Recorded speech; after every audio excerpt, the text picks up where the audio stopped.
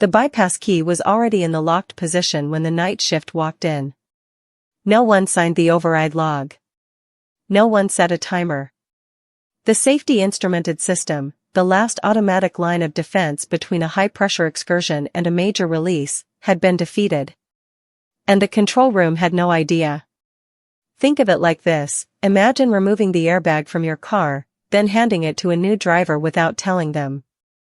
The car still starts. It still drives. Everything looks fine, until it isn't. That bypass switch stayed in the override position for 11 days. During that time, every operator who walked past assumed someone else had authorized it. 3 independent barriers had been reduced to 0. This video will show you exactly how that happens, why it is more common than you think, and the one field check that closes this gap before the next shift begins. You might think a bypass left active for 11 days is an old problem. It is not. The UK Health and Safety Executive published findings through its Process Safety Leadership Group confirming that defeat of safety-critical elements, a formal term for barriers like SIS functions, relief valves, and fire and gas detectors, remains one of the most persistent causes of major accident potential across high-hazard industries. A safety-critical element, in plain terms, is any piece of equipment or system whose failure on demand could directly lead to a major accident. When you defeat it intentionally, even temporarily, you are making a conscious bet that nothing else will go wrong while your safety net is gone. IEC 61511, the international standard that governs functional safety for the process industry, requires that every bypass be authorized, time-limited, compensating measures be in place, and the restoration be verified. 4 requirements. In practice, industry audits consistently find that the 4th one, verified restoration, is the weakest link. In simple terms, the lock goes on, but no one checks it came back off. That is the gap this video is about. And it is open at far more facilities than most safety managers want to admit. You've been in this exact situation, standing in front of a control panel, seeing a bypass indicator lit, and thinking, someone authorized this, it is being tracked, it will be cleared before handover. Sound familiar? That assumption is the real problem. Bypasses start legitimately. A transmitter needs calibration. A valve seat needs replacement. The SIS function covering high-pressure shutdown is inhibited for 2 hours while maintenance works. That is the correct process. A bypass is a planned, temporary gap in your protection layer. Think of it like a lane closure on a motorway, safe when managed, dangerous when the cones never come down. The problem is not the bypass being opened. The problem is the bypass becoming invisible. It moves from the active work order into the background noise of the shift. New operators come on. The override log is on a shared drive that nobody opens during handover. The compensating measure, maybe an extra operator round every hour, gets dropped by shift 3 because the job felt done.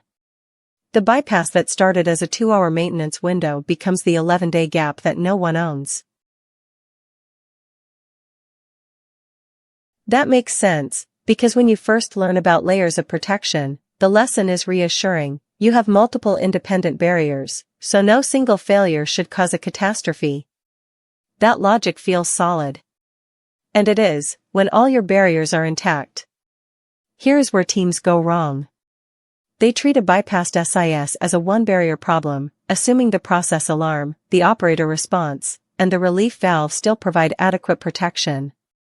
But the CCPS, the Center for Chemical Process Safety, is explicit in its guidelines for initiating events and independent protection layers. Barriers are only credited as independent if they do not share common cause failure modes. When an SIS function is bypassed, the demand that the SIS was designed to handle does not disappear. The process excursion can still occur. And now the very condition that would have tripped the SIS, high pressure, high level, high temperature, is the same condition that is challenging every remaining barrier simultaneously. All 3 face the same demand at the same moment. Imagine 3 locked doors between you and danger. Now imagine one door has been removed. The remaining 2 are still locked, but now they are the only thing standing between you and the full force of the hazard.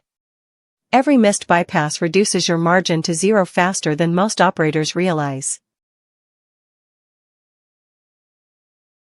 The real reason bypasses stay active too long is simple: operators forget to clear them, and supervisors forget to check. The equipment was always available for restoration. The permit process worked. The maintenance job was completed on time. If someone had just remembered to turn the key back, nothing would have happened. Accountability, not system design, is the gap. But here is what no one tells you. In almost every investigated case of an extended bypass, the log existed, the permit was signed, and the authorized duration was written down clearly. The failure was not memory. It was that no independent system checked whether reality matched the paperwork.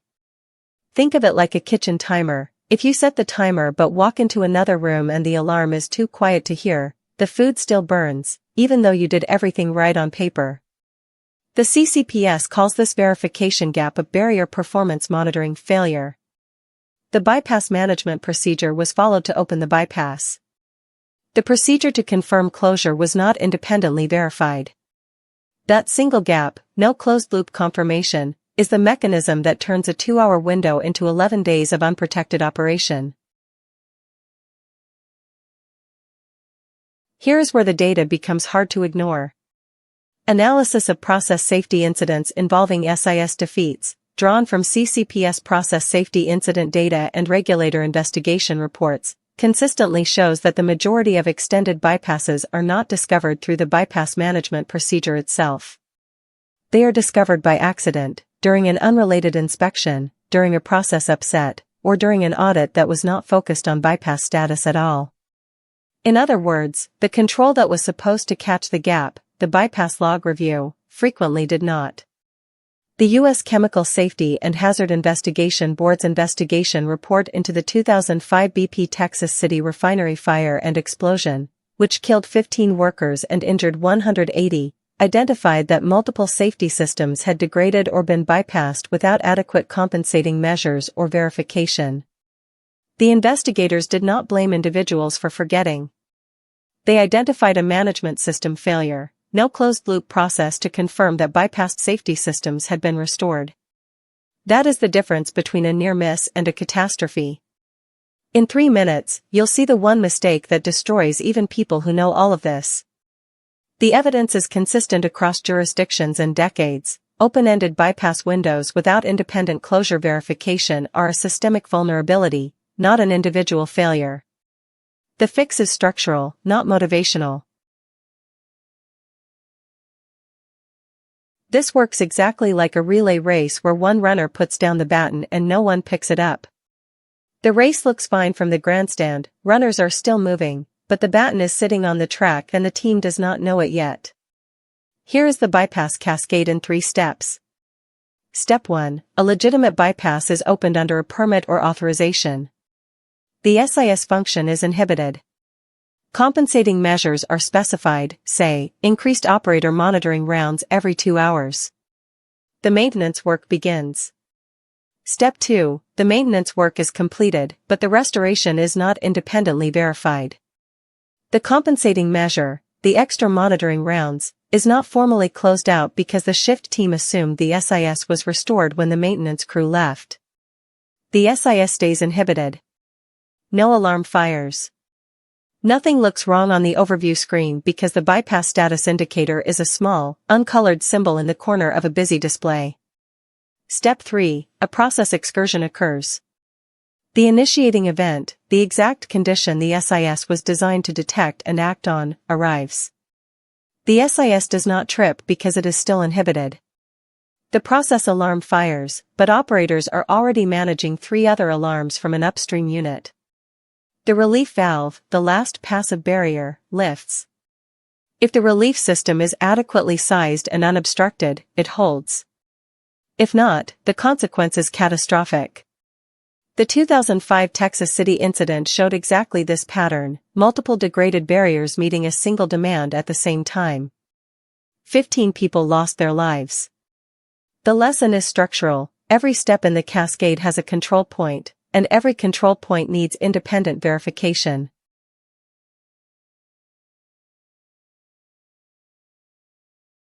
The biggest mistake is not opening the bypass. It is treating bypass closure as the maintenance team's responsibility rather than a control room verification task. Imagine handing your house keys to a plumber, asking them to lock up when they leave, and never checking whether they did. You would not run a process plant that way, except that, in practice, many facilities do. The formal term for this is lack of independent validation of safety-critical element restoration. When a bypass is cleared on the maintenance work order, the permit is signed as closed.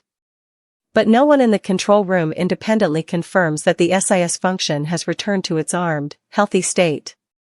The Buncefield fuel storage terminal explosion in the United Kingdom in 2005, an incident that caused significant property damage and significant environmental harm, though fortunately no fatalities, involved a level gauge that was stuck, an independent high-level switch that did not activate, and operators who had no independent means of knowing the primary instrument had failed. Multiple protection layers degraded simultaneously, and no independent verification caught it. The field lesson is direct: bypass restoration must be confirmed independently of the maintenance crew that did the work. One person opens the bypass. A different person, following a checklist, must confirm restoration. Here is the practical field check that closes Loop A and Loop D, the two open gaps this entire video has been building toward. 3 steps. Step 1. Every active bypass must appear on a live, visible register, not buried in a shared drive, but displayed on the control room overview or the shift supervisor's board. Each entry shows the bypass function, the authorized duration, the compensating measures in force, and the restoration due time.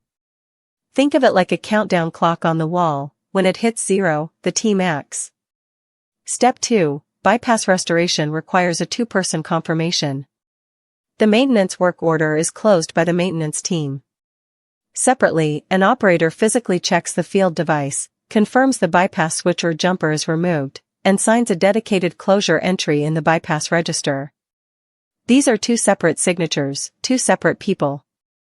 Step 3. Any bypass that outlasts its authorized duration without a confirmed restoration automatically escalates. It is not silently extended. It triggers a formal review. Is the SIS function restored? If not, are compensating measures still in force and adequate? Does the risk assessment need to be updated? IEC 61511 requires bypass management as part of a functional safety management system. These 3 steps operationalize that requirement into something a field team can execute on every shift. The bypass register is your open loop alarm. The 2-person close is your confirmation. The escalation is your safety net.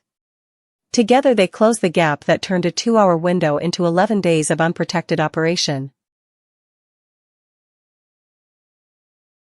You now understand what 97% of people walking past a bypass indicator never figure out. It is not the bypass that kills, it is the missing closure confirmation. Facilities that implement a live bypass register, a 2-person restoration sign-off, and an automatic escalation for overdue bypasses have a structural defense that individual vigilance alone cannot provide. The CCPS and IEC 61511 have published this framework. Now you have it in field-usable form. Here is your comment question: does your facility use a visible, time-limited bypass register with independent closure verification, yes or no? Drop your answer below. That one question starts the conversation that closes the gap. If this breakdown was useful, hit like so more operators and engineers find it. Subscribe to PSM Field Notes for one process safety failure pattern every week, explained clearly enough to use before the next shift. The next video covers the permit to work mistake that defeats isolation barriers, same pattern, different equipment, equally preventable.